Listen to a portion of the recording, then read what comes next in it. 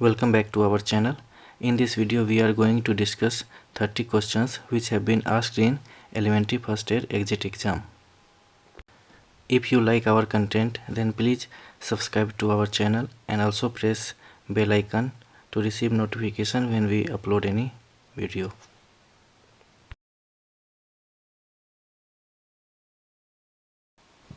Question 1. When caring for a victim who has an object impaled in their hand, you should option A. Remove the object, flush with cool water and transport to hospital. Option B. Immobilize the object by placing several dressing around it. Option C. Break object off where it sticks out and bandage injury. Option D. None of the above. So correct answer is B. Immobilize the object by placing several dressings around it. Question 2. A victim is coughing up blood with bleeding from the mouth and is tender in the abdomen. Pulse is weak and rapid. The victim is having signs of option A. Massive head injuries. Option B. Internal bleeding. Option C. Drug overdose. Option D. Possible poisoning. Answer will be B. Internal bleeding.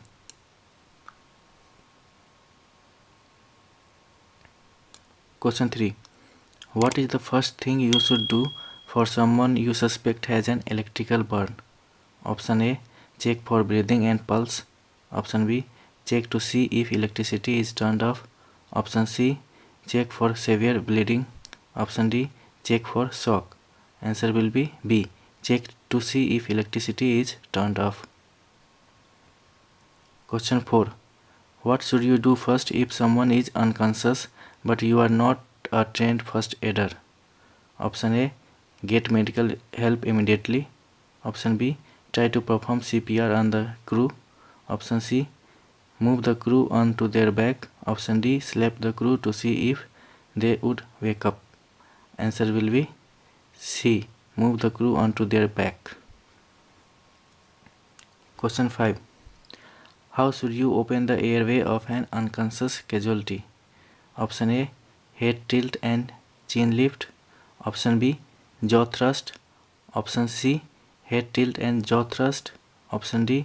Lift the chin. Answer will be A. Head tilt and chin lift. Question 6. How can you reduce the risk of disease transmission when caring for open bleeding wounds? Option A. Wash your hands immediately after giving care. Option B. Avoid direct contact with blood. Option C. Use protective barriers such as gloves or plastic wrap. Option D. All. Answer will be all. Question 7. The type of shock that is caused by a severe infection is called option A. Septic. Option B.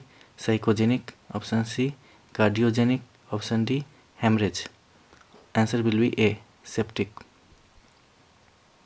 Question 8. You should suspect the victim has head and spine injuries for option A.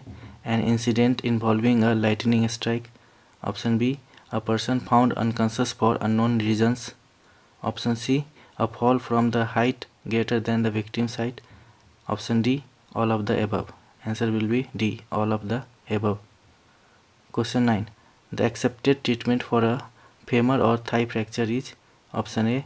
Place a short padded splint on each side of the leg. Option B. This type of fracture is best handled by a traction splint applied by those with special training. Option C. Move the victim before properly applying a leg splint. Option D. Bind both legs with two long splints using two cravats, one above and one below the break. Answer will be B. This type of fracture is best handled by a traction splint applied by those with special training.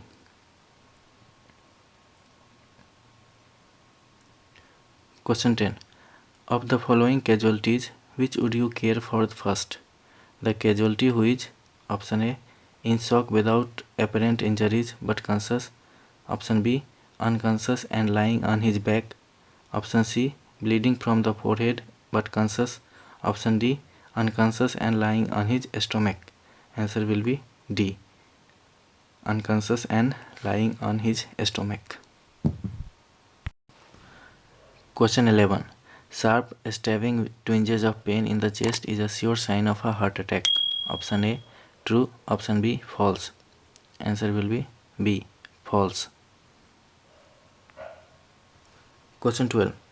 The accepted treatment for a sprained ankle is option A, remove the shoe and check for swelling using the capillary reflex method. Option B, keep the shoe on, apply an ankle bandage for support, elevate and apply cold towels.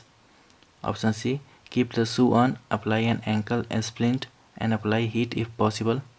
Option D, have the victim walk or move as soon as possible to prevent stiffness. Answer will be B, keep the shoe on, apply an ankle bandage for support, elevate and apply cold towels. Question 13. A crew has his finger severed off. What action would be the best? Option A, put the severed end of the finger back in place, wrap entire finger in sterile gauze and transport to hospital immediately. Option B, wrap the severed finger in sterile gauze, place it in a plastic bag, put the bag on ice, transport both finger and the victim to the hospital. Option C, place the severed finger in a plastic bag, have the crew place the bag under his armpit, transport immediately to the hospital. Option D, place a tourniquet at the stub where the finger was severed to control bleeding, transport to hospital immediately. Answer will be B, wrap the severed finger in sterile gauze, place it in a plastic bag, put the bag on ice, transport both finger and the victim to the hospital. Next question. Question number 14. When performing CPR on a child, how deep would the chest compression be? Option A, 1.5 inches. Option B, 2 inches. Option C, 2.5 inches. Option D, 3 inches. Answer will be A, 1.5 inches. Question 15. Which of the following techniques is not suitable for moving an unconscious victim? Option A, improvised stretcher. Option B, four-handed seat carry. Option C, two-person carry. Option D, blanket drag. Answer will be B, four-handed seat carry. Question 16. The primary symptom of the advanced stages of hypothermia requiring immediate medical attention is violent shivering. Option A, true. Option B, false. Answer will be B, false. Question 17. Which of the following correctly describes the CPR technique for an adult? Option A, 4 cycles of 15 compressions followed by 1 breath each minute. Option B, 1 cycle of 1 breath and 10 compressions each 2 to 3 inches deep per minute. Option C, 12 cycles of 1 breath and 5 compression per minute. Option D, 4 cycles of 2 breath and 15 compression per minute.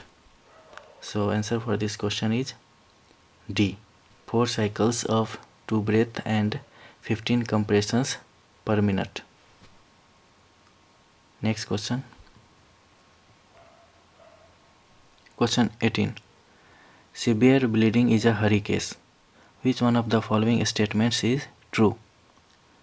Option A, bleeding can seldom be stopped with direct pressure. Option B, a tourniquet is almost always required to control serious bleeding. Option C, should the first sterile pad used become blood soaked, immediately remove it and apply another. Option D, try to avoid direct contact with the victim's blood by using latex glove or another barrier. Answer will be D, try to avoid direct contact with the victim's blood by using latex gloves or another barrier. Question 19. A person indicates that he was bitten by a snake. What would you do? Option A, apply ice to the wound and take to the nearest fire station or hospital. Option B, wash the wound, keeping injured area lower than the hurt. Get professional medical care within 30 minutes. Option C, cut a 1-inch cross at the side if injury and suck the poison out, apply ice. Option D, elevate injured area, apply ice and get professional medical care within 30 minutes. Answer will be B, wash the wound, keeping injured area lower than the heart, get professional medical care within 30 minutes. Next question. Question 20. What should you do if you think the victim has serious internal bleeding? Option A, apply heat to the injured area. Option B, give fluids to replace blood loss. Option C, call for medical assistance as quickly as possible. Option D, place the victim in a sitting position. Answer will be C, call for medical assistance as quickly as possible. Next question. Question number 21. To treat a first degree burn, you should: Option A, apply a good quality burn cream or ointment. Option B, clean the area thoroughly with hot soapy water. Option C, apply a constricting band between the burn and the hurt. Option D, apply cool running water until there is little or no remaining pain. So answer for this question is D, apply cool running water until there is little or no remaining pain. Question 22. What do you do for a victim who has a bleeding injury to the mouth and you are sure that there is no head, neck or spine injury? Option A, keep the victim seated with head tilted slightly forward. Option B, keep victim seated with head tilted slightly backward. Option C, have the victim lie down on their side. Option D, either A or C. So correct answer is D, either A or C. Question 23. The accepted treatment for a nosebleed is: Option A, use direct pressure, elevation and pressure points to control the bleeding. Option B, tilt the head back and tightly squeeze the nostrils. Option C, have the victim lean forward, apply gentle pressure on the nostril, apply cold towels. Option D, lay the victim on his back and treat for shock, apply heat if available. Answer will be C, have the victim lean forward, apply gentle pressure on the nostril and apply cold towels. Question 24. What treatment does a victim whose life-threatening condition is not breathing need? Option A, the Heimlich maneuver to rescue breath and CPR. Option B, start CPR immediately. Option C, 12 to 15 rescue breaths per minute and correct CPR. Option D, you should follow the steps for rescue breathing. Answer will be D, you should follow the steps for rescue breathing. Next question. Question 25. Shock is a condition where: Option A, the respiratory system fails to deliver air to the lungs. Option B, the cardiovascular system fails to deliver blood to the heart. Option C, the circulatory system fails to deliver blood to all parts of the body. And option D, all of the above. Answer is C, the circulatory system fails to deliver blood to all parts of the body. Question 26. Internal bleeding can be caused by: Option A, injury. Option B, illness. Option C, medication. Option D, all of the above. Answer will be D, all of the above. Question 27. What is the appropriate treatment for a suspected broken collarbone or shoulder? Option A, apply a simple sling. Bind the sling to the chest with a cravat. Option B, use the cross your heart padded chest support method. Option C, use the fail chest protection system. Option D, apply a modified Johnson traction splint. So answer for this question is A, apply a simple sling. Bind the sling to the chest with a cravat. Question 28. What would you do if a victim had a body part torn or cut off? Option A, wrap severed body part in sterile gauze. Option B, place in a plastic bag. Option C, Put the plastic bag on ice and take it to the hospital with victim. Option D, all of the above. So answer is D, all of the above. Next question. Question 29. When performing CPR on a child, you give option A 4 slow breath and 20 chest compression. Option B 1 slow breath and 5 chest compression. Option C 2 slow breath and 10 chest compression. Option D 2 slow breath and 15 chest compression. Answer is B 1 slow breath and 5 chest compression. Question 30. White or grayish yellow patches on someone's ears, noses or cheeks are signs of option A frostbite, option B cold related stress disorder, option C anaphylactic shock, option D hypothermia. Answer will be A frostbite.